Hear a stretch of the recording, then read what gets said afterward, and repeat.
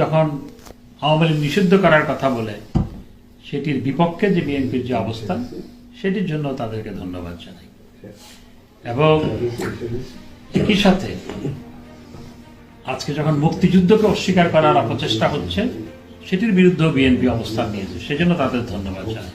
তো সারা দেশে আমাদের নেতাকর্মীদের বিরুদ্ধে তাদের নেতাকর্মীরা যে কাজগুলো করেছে, এখনো করে যাচ্ছে, সেটি অবশ্যই বিএনপিকে দমন করতে হবে।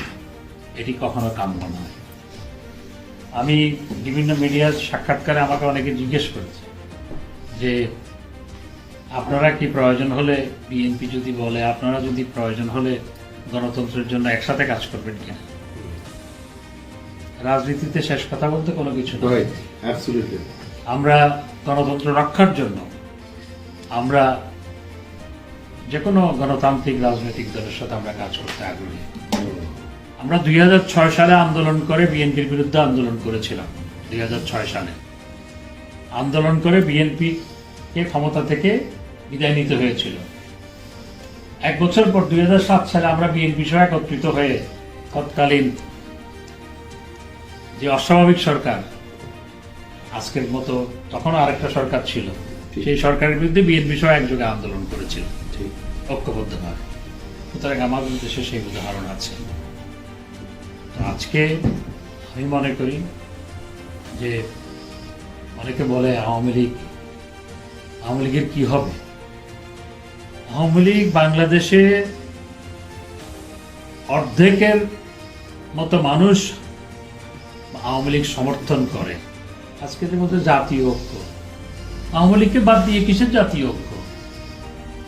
দেশের 40 থেকে 50% মানুষ যেই দলকে সমর্থন করে, যেই দল স্বাধীনতা সংগ্রামের নেতৃত্ব দিয়েছে, সেই দলকে বাদ দিয়ে কিসের জাতীয় ঐক্য? এটা তো জাতিকে বিভক্ত করা। আওয়ামী লীগকে বাদ দিয়ে জাতীয় ঐক্যের কথা বলা মানে হচ্ছে আওয়ামী লীগকে জাতিকে বিভক্ত করা। তো আওয়ামী লীগ 75-এর পরে প্রথম জাতীয় সংসদ নির্বাচনে 79-এ তখনও আওয়ামী লীগ প্রায় 35% ভোট পেয়েছিল। যখন আমাদের অত্যন্ত দুরবস্থা, তখন এরকম জয় বাংলা বললে তখনও মুক্তিযোদ্ধা পরিচয় দেওয়া কঠিন ছিল, জয় বাংলা বলা কঠিন ছিল। আমি মাইকিং করতাম, আমি ছাত্রনেতা ছিলাম, আমি জনসভার মাইকিং করতাম। যখন মাইকিং করতাম মাঝে মধ্যে বঙ্গবন্ধুর সাথে বাচ্চার ভাষণ লাগিয়ে পড়ে গিয়ে, এবং তখন মানুষ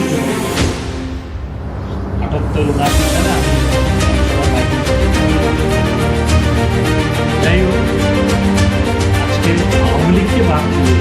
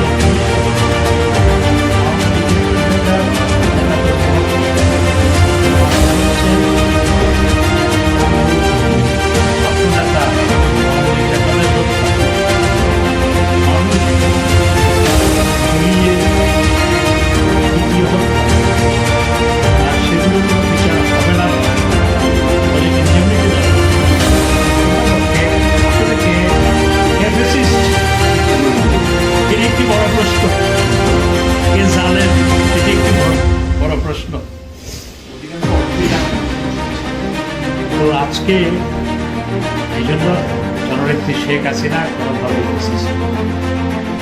জননেত্রী শেখ হাসিনা মনে করতেন তাহলে আরো ক্ষমতায় থাকতে পারতেন, হয়তো আরো অনেক বেশি মানুষ মারা যেত। আমার সময় দুপুর 12টায় ওনার সাথে কথা হয় 5 তারিখ।